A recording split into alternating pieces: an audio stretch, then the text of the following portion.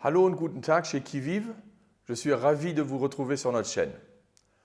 Aujourd'hui, nous allons parler des grandes différences entre le droit du travail allemand et le droit du travail français et je vais vous expliquer en quelques mots ce qu'il y a de plus important à savoir sur le droit du travail allemand. Vous allez voir que le droit du travail allemand est bien plus avantageux pour les entrepreneurs que le droit du travail français.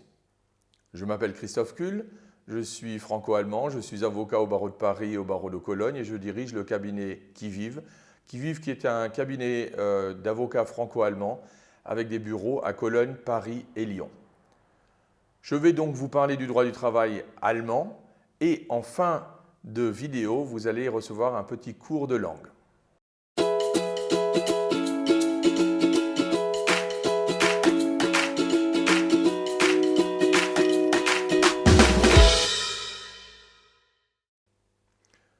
Premier avantage du droit du travail allemand, c'est que vous pouvez prévoir un CDD sans aucun motif et ce pour une durée de 2 ans maximum.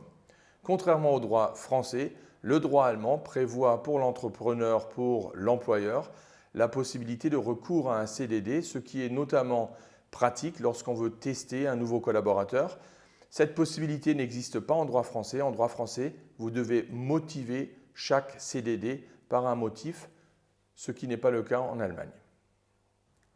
Deuxième avantage pour l'employeur, vous avez une période d'essai bien plus longue qu'en France. En Allemagne, la période d'essai est de 6 mois, contrairement à la France où vous avez 2, 4, voire 6 mois, mais souvent c'est uniquement 2 à 4 mois. Troisième avantage du droit du travail allemand par rapport au droit du travail français, c'est qu'on n'a pas les 35 heures. En Allemagne, le travail hebdomadaire, les heures hebdomadaires de travail sont de 40 heures, sauf rares exceptions. Quatrième avantage, c'est les charges sociales. Les charges sociales en Allemagne sont à peu près de la moitié par rapport au système français. En Allemagne, l'employeur ne paiera que 21% de charges sociales et cela limité jusqu'au salaire allant jusqu'à 83 000 €. Au-delà, vous ne payez pas de charges sociales. Cinquième et dernier avantage, c'est notamment pour les petites structures, lorsque vous n'avez pas plus de 10 salariés en Allemagne, vous pouvez prononcer un licenciement à tout moment, sans motif et sans indemnisation, ce qui n'existe pas en France.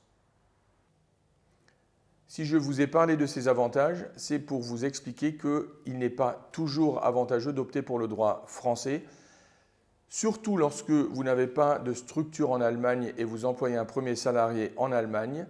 Un certain nombre de sociétés françaises optent pour l'application du droit français parce que premièrement, on a les contrats de travail déjà faits et deuxièmement, parce qu'on a l'impression que le droit du travail français est meilleur pour la société française.